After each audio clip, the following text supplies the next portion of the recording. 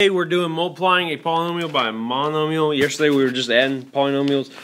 So now here we're multiplying this polynomial by this monomial. And you just distribute it out. You just take this times this, and this times that, and this times that. So we take negative 3x squared times 7x squared. Which, don't forget, make sure this is negative 3, so make sure you times everything by that negative 3. Don't leave out the sign or anything like that. Negative 3 times 7 is what? Negative 21. Negative 21. What's x squared times x squared? 4. X to the fourth. When you're multiplying bases, you add the exponents. Now I do negative 3x squared times negative x. Savannah, what would that give me? Negative 3. Positive 3. Right? Positive 3. We're taking negative 3x squared times negative x. So that would give you positive 3. 3 what? X squared. X squared? X to the 3. X cubed. Thank you.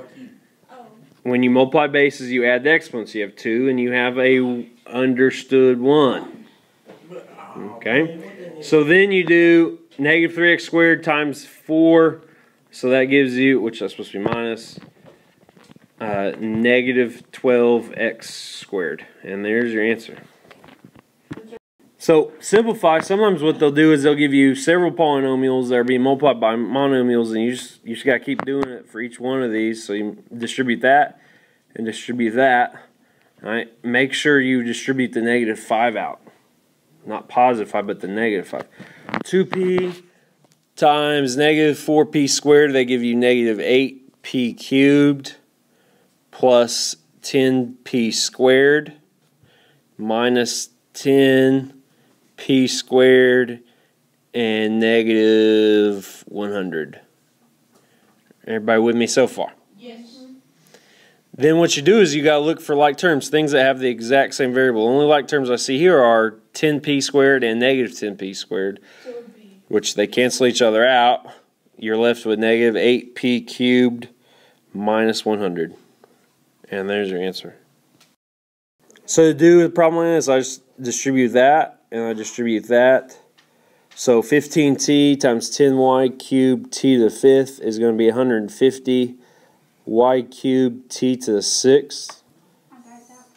And then 15 times 5, 75 y squared t squared. Then we've got negative 2y squared t squared. And then here we've got negative 8y cubed. So I look to see if there any like terms, y squared and t squared. So I combine those, so I'm left with 150 y cubed t to the 6 plus 73 y squared t squared minus 8y cubed. Alright, so when you see a problem like this, when it has an equal sign, what they want you to do is they want you to solve. They want you to figure out what a is. So we just do everything possible on both sides of the equal sign. And then we go from there. So I distribute 2a out, I distribute 3a out. On the other side, I distribute a out, I distribute 2a out. So over on the left side of the equal sign, I've got 10a squared minus 4a plus 6a squared plus 18a plus 8. All right? I'm going to do everything I can on the left side first. So I'm going to combine like terms. Do I see any like terms? Yes. 10a squared and 6a squared. Those are like terms. And then negative 4a and 18a are like terms as well. So I'm going to combine those. 10a squared plus 6a squared is 16a squared. Then negative 4a plus 18a would be positive 14a plus 8. That's on the left side. Let's do the right side. So I've got a times 4a, that's 4a squared, plus 1 times a, which is just a, plus 2a times 6a, that's 12a squared. 2a times negative 4 is negative 8a plus 50. So now I'm going to combine the like terms on this side. I've got 4a and 12, or 4a squared and 12a squared. I've got a and I've got negative 8a.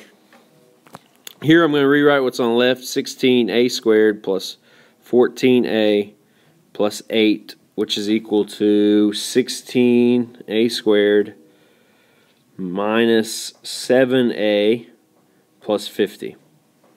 Everybody with me so far? So now what I want to do is solve for a variable. We have to get it on the same side.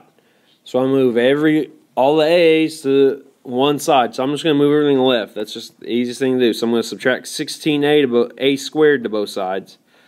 And what happens is it gets rid of them. So I now have 14a plus 8, which is equal to negative 7a plus 50. Now I'm going to keep moving the variable to the left. If you need to, you can move it to the right if you would rather do that. But in this case, I'm going to move 7a over. Since it's negative 7a, the only way to move it to the other side is doing the opposite. So I'm going to make it plus 7a. So I'm going to add 7a to both sides. Also in this step, if you need to rewrite it, you can. But here, just to save us some room, in the same step, I'm going to subtract 8 to both sides. So on one side I have 21a, and then the other side I have 42. I need to solve for a, so I divide both sides by 21. A equals 2. And I can check my answer. I can plug that in for a on every one of those, and you would end up with 100 on one side and you'd end up with 100 on the other, which is the exact same thing. So we did it right. Any questions? Here's your homework assignment.